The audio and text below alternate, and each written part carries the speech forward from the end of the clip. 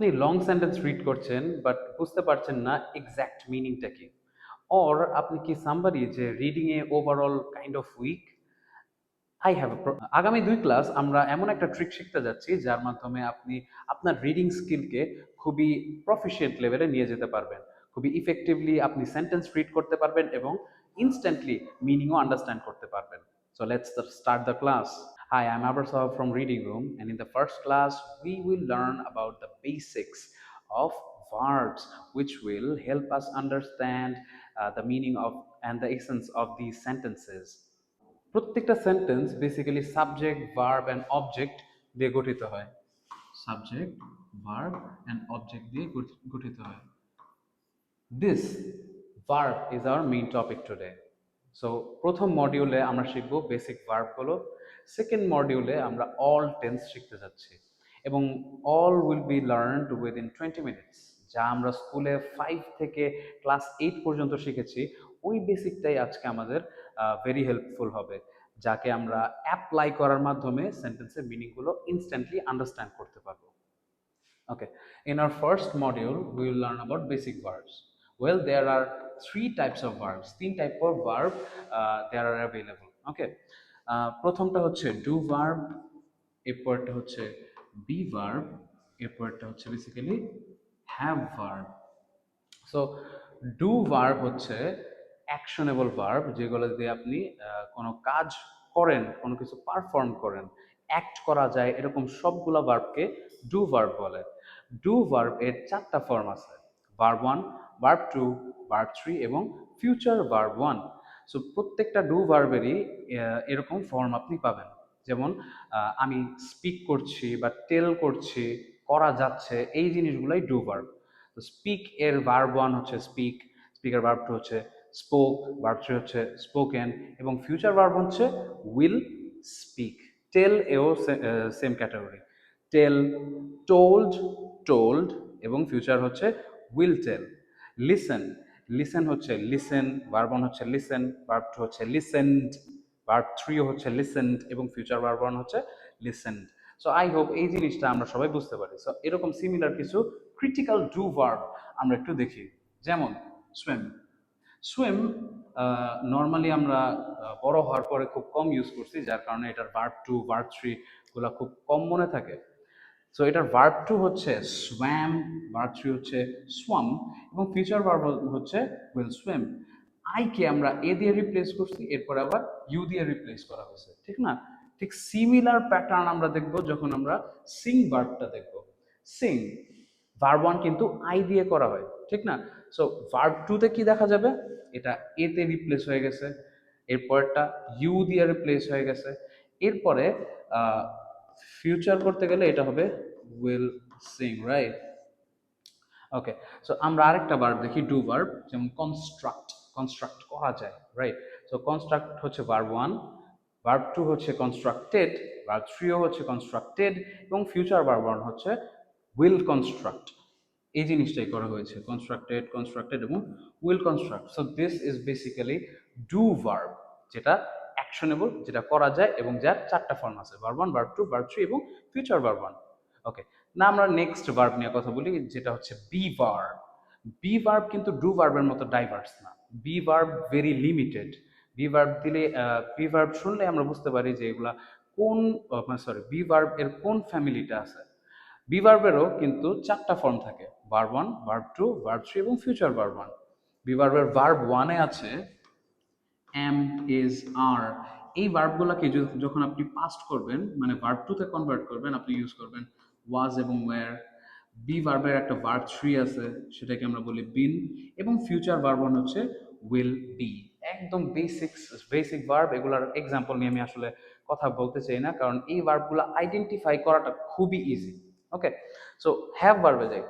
Have ভার্বও B ভার্বের মতোই very limited, এটাতেও 4টা ফর্ম থাকে। হ্যাভ ভার্বের ভার্ব 1 হচ্ছে হ্যাভ, হ্যাজ, ভার্ব 2 তে আছে হ্যাড, ভার্ব 3 তেও হ্যাড থাকে এবং ফিউচার ভার্ব 1 আছে will have.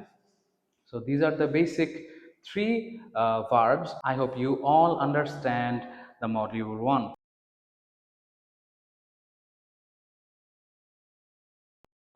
So আমরা একটু মডিউল 2 তে শিফট করি। মডিউল 2-তে আছে অল টেন্স চার্ট, যেটা আমরা ক্লাস 6 থেকে ক্লাস 8 পর্যন্ত শিখেছিলাম।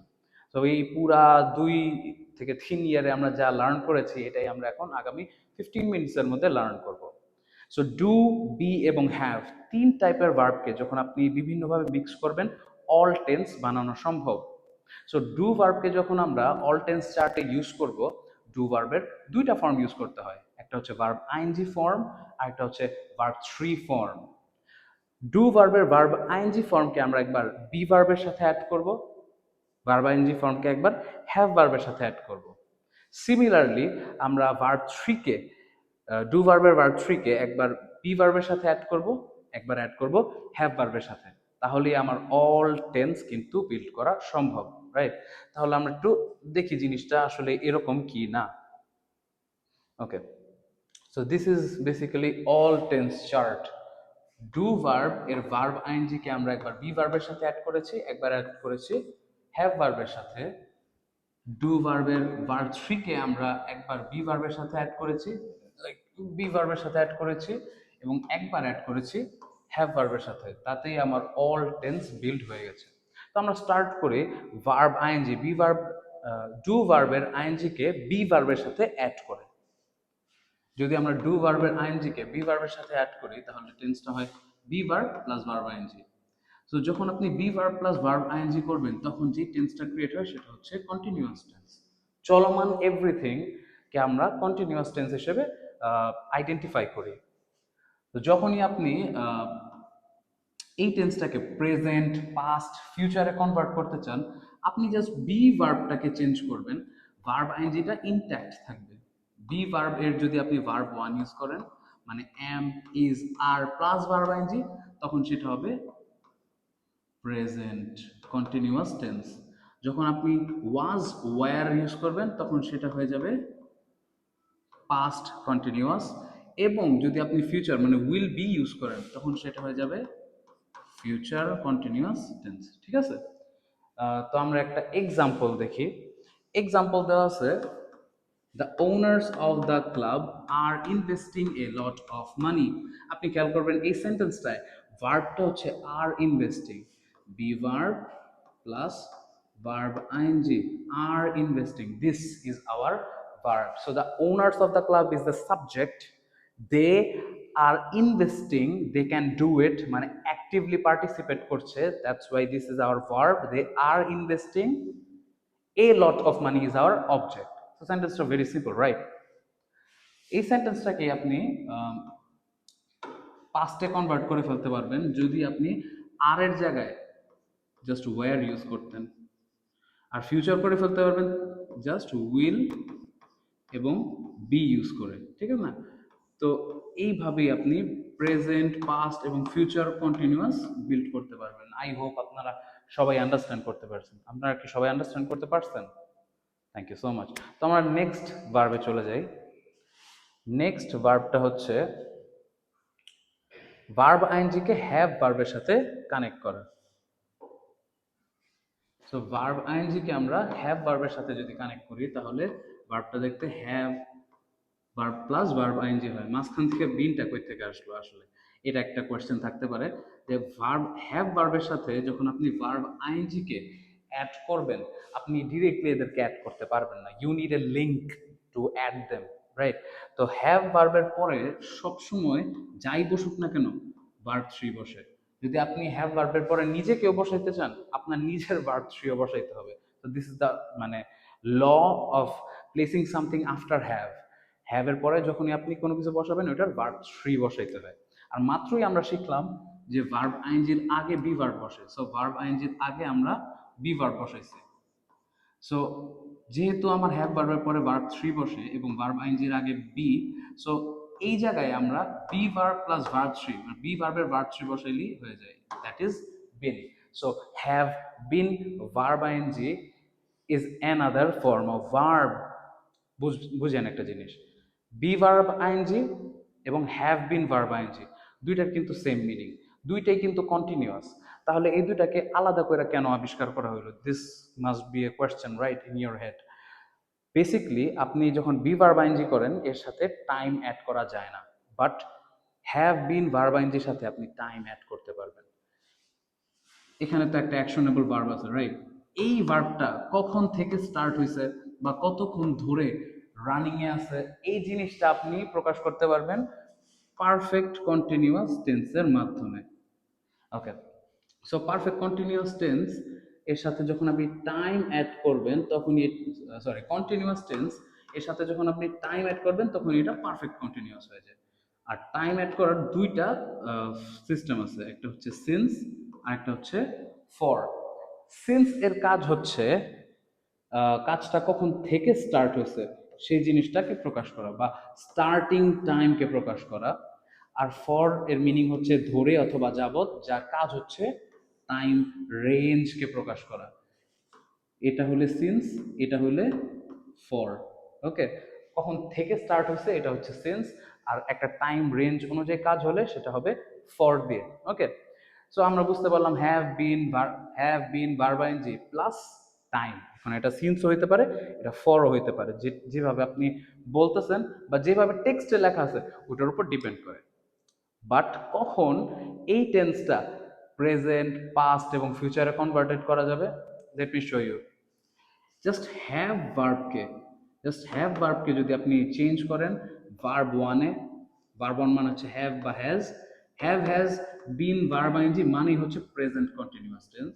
যদি আপনি এটাকে পাস্ট করেন মানে হ্যাডে কনভার্ট করে দেন, হ্যাড বিন ভার্ব আইএনজি তার মানে হচ্ছে পাস্ট পারফেক্ট কন্টিনিউয়াস। এবং আরেকটা হচ্ছে উইল হ্যাভ ভার্ব আইএনজি মানে হচ্ছে গিয়া, sorry, will have been verb ING মানে হচ্ছে ফিউচার কন্টিনিউয়াস টেন্স, রাইট? তো তাহলে আমরা একটা এক্সাম্পল দেখি। This is our example.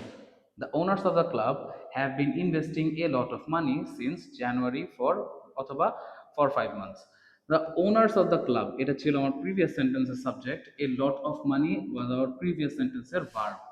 So ওইটা ছিল are investing, ওইটাকে আমরা কনভার্ট করে ফেলছি have been investing, মানে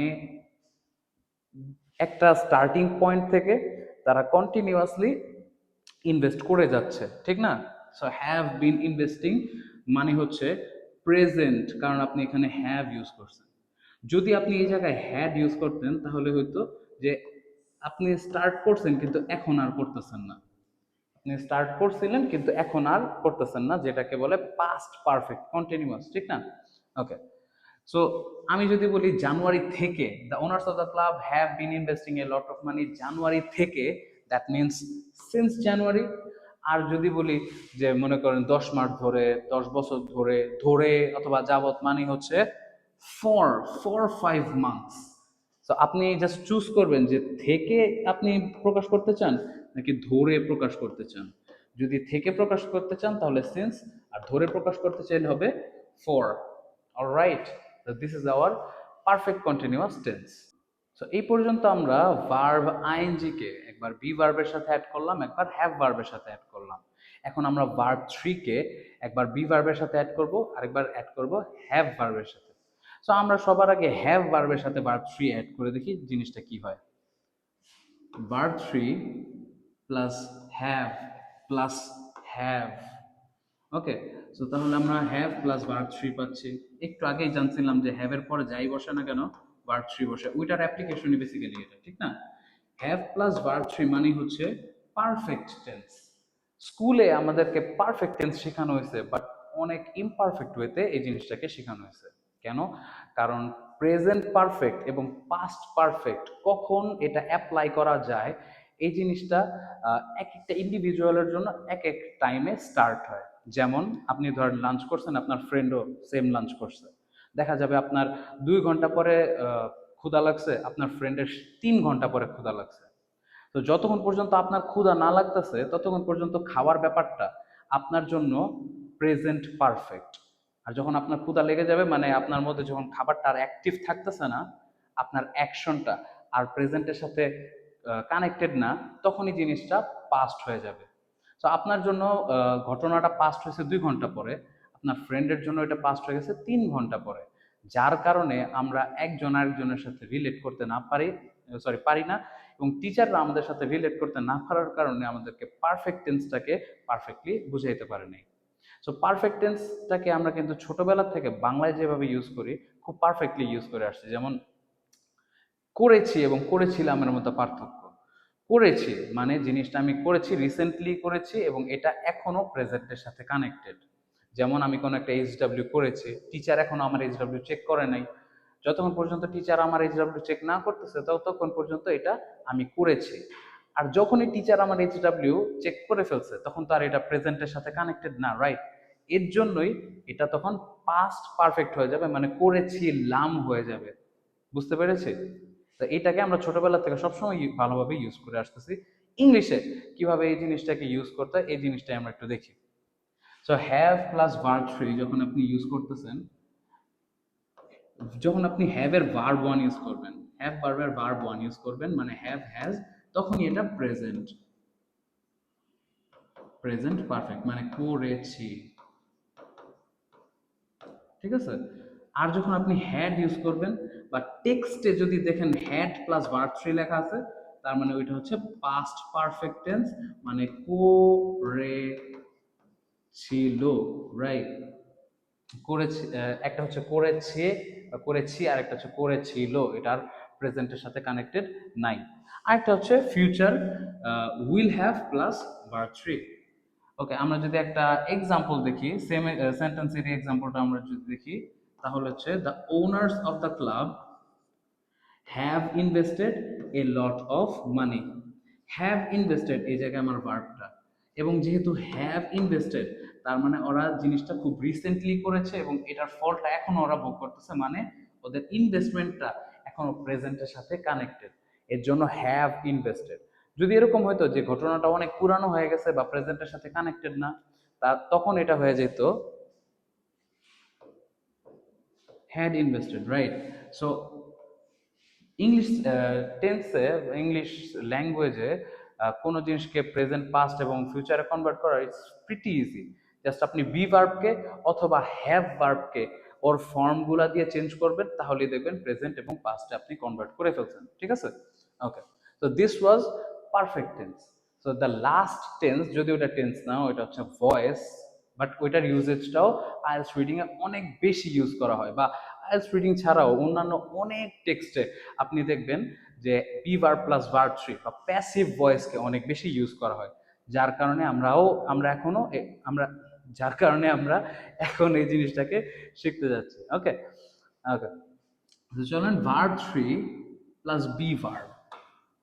যদি আপনি দেখেন B verb plus verb three কোনো টেক্সটে বা কোনো সেন্টেন্সে বা কোনো আর্টিকেলের কোনো প্যারাগ্রাফে এর কোনো সেন্টেন্সে এই জিনিসটা দেওয়া আছে, তার মানে আপনার বুঝে নিতে হবে যে এটা একটা প্যাসিভ ভয়েস। যখনই আপনি দেখবেন যে সেন্টেন্সের মধ্যে B verb plus verb three আছে, তখনই আপনার বুঝে নিতে হবে যে সাবজেক্টটা এই ভার্বটা করার ক্ষমতা রাখে না, উল্টা ভার্বটাকে দিয়ে এই সাবজেক্টটা অ্যাপ্লাই করা হবে। এইসব সেন্টেন্স অনেকে আন্ডারস্ট্যান্ড করতে পারে না, কারণ এটার পিছনে একটা ট্রিক ওদের জানা নেই। আমি আপনাদেরকে ওই ট্রিকটা বলতে যাচ্ছি। যখনই দেখবেন ভার্বটা আপনার B verb plus verb three, তখনই আপনি সাবজেক্টের সাথে অয়কার কে অথবা রয়কার রে দিয়ে একটু রিড করবেন। ঠিক আছে? তাহলেই দেখবেন যে আপনি সেন্টেন্সটা আন্ডারস্ট্যান্ড করতে পারতেছেন। যেমন the cake is baked, is হচ্ছে বি ভার্ব, বেকড হচ্ছে verb three. The cake is baked, and কেকের তো ক্ষমতা নাই কাউকে বেক করার, রাইট? বাট কেক কে তো বেক করা যায়। তো সাবজেক্ট কে, আমি কে দিয়ে যখন আমি পড়ছি তখনই দেখেন আপনার সেন্টেন্সের আন্ডারস্ট্যান্ডিংটা একদম ইজিলি হয়ে গেছে। কেকটা কাউকে বেক করে নাই, কেক কে বেক করা হয়েছে। তো সাবজেক্ট এর সাথে যখন আপনি কে দিয়ে পড়বেন তখনই দেখবেন যে প্যাসিভ সেন্টেন্সের মিনিংটা আপনি খুব ইজিলি আন্ডারস্ট্যান্ড করে ফেলছেন। আর দেখবেন যখন প্যাসিভ সেন্টেন্সে মাঝে মাঝে অবজেক্ট দেওয়া থাকে না, কারণ অবজেক্টটা ম্যান্ডেটরি না, বাট তাও যখন দেওয়া থাকে তখন দেখবেন যে এই অবজেক্টকে একটা প্রিপোজিশন বাই দিয়ে প্রকাশ করা হয়েছে। ঠিক আছে? সো আমরা একটা এক্সাম্পল দেখলেই বুঝতে পারবো যে এখানে ঘটনাটা কি আসলে। সিমিলার সেন্টেন্সটা কি আমরা ইউজ করি, যেটা আগে আমার সাবজেক্ট ছিল ওইটা এখন নতুন অবজেক্ট হয়ে যাবে, যেটা আমার অবজেক্ট ছিল ওইটা আমার নতুন সাবজেক্ট হয়ে যাবে। অ্যাক্টিভ আর প্যাসিভ সেন্টেন্সগুলোর মধ্যে পার্থক্য এইটাই। বাট তার আগে আমি একটা জিনিস দেখাই। কন্টিনিউয়াস টেন্স, সাবজেক্ট নিজে করতে পারছে, দ্য ওনার্স, ওরা ইনভেস্ট করতেছে মানে করতে পারছে, তার মানে হচ্ছে এটা একটা অ্যাক্টিভ সেন্টেন্স। সাবজেক্ট নিজে করতে পারছে। পারফেক্ট কন্টিনিউয়াসের এক্সাম্পলটাতেও দেখা গেছে যে সাবজেক্ট নিজে করতে পারছে। পারফেক্ট টেন্সের এক্সাম্পলও দেখা গেছে সাবজেক্ট নিজে করেছে বা করেছিল, কিন্তু সাবজেক্ট তো করেছিল, রাইট? এর জন্য এগুলো হচ্ছে অ্যাক্টিভ সেন্টেন্সের উদাহরণ। প্যাসিভ সেন্টেন্সে কি হয়? সাবজেক্টটা অবজেক্টের জায়গায় চলে যায় এবং অবজেক্টটা সাবজেক্টের জায়গায় চলে আসে। যেমন এ লট অফ মানি, এইটা এখন আমার নিউ সাবজেক্ট হয়ে গেছে। A lot of money is invested. Money তো আর কাউকে ইনভেস্ট করতে পারবে না, রাইট? উল্টা মানি কে ইনভেস্ট করা সম্ভব? সাবজেক্ট কে ইনভেস্ট করা সম্ভব। So A lot of money is invested, sentence যদি এই পর্যন্তও থাকে সেন্টেন্স কিন্তু complete. A lot of money is invested, money K invest করা হয়। এখন যদি আপনি অবজেক্টটা দিতে চান, মানে যেটা আগে সাবজেক্ট ছিল ওইটা এখন অবজেক্টে বসাইতে চান, তাহলে আপনার বাই দিয়ে বলতে হবে। A lot of money is invested by the owners of the club. By the owners of the club মানে হচ্ছে এখন আপনি এমন একটা অবজেক্টকে নিয়ে আসছেন যে নিজে কাজটা করেছে, কিন্তু এটা তো অবজেক্টে চলে গেছে, রাইট? এটাই হচ্ছে অ্যাক্টিভ আর প্যাসিভ ভয়েসের মধ্যে পার্থক্য। আশা করি আপনি এই পর্যন্ত বুঝতে পারছেন। So in the next class আমরা যেটা শিখবো সেটা হচ্ছে কমন কানেক্টরস কোনগুলা। আজকে যেমন আমরা ভার্ব শিখলাম, নেক্সট ক্লাসে আমরা শিখব কমন কানেক্টরস কোনগুলা। কমন কানেক্টরস এবং ভার্বস এই জিনিসগুলা যদি আমি সেন্টেন্সে মার্ক করতে পারি, তাহলে 50% মিনিং আমার জন্য আন্ডারস্ট্যান্ডেবল হবে, কারণ ভার্বের মধ্যেই সেন্টেন্সের 50% মিনিং থাকে। আপনি যদি ভার্বগুলা এবং কানেক্টরগুলা মার্ক করা বুঝে ফেলেন, তাহলে দেখবেন সেন্টেন্সের 50% মিনিং আপনি বুঝে ফেলছেন। বাকি 50% বোঝার জন্য আপনার জাস্ট সাবজেক্ট এবং অবজেক্ট করতে হবে, which is pretty easy. So next ক্লাসে আমরা কমন কানেক্টর দিয়ে স্টার্ট করব, এবং সেকেন্ড হাফে মানে নেক্সট ক্লাসের বাকি হাফে আমরা যা শিখেছি, যা থিওরি শিখলাম ভার্ব এবং কানেক্টর, ওইটাই অ্যাপ্লাই করে দেখব যে আমরা সেন্টেন্সের মিনিং আন্ডারস্ট্যান্ড করতে পারি কিনা। এইটাই আমাদের আজকের challenge. Thank you so much everyone, see you in the next class.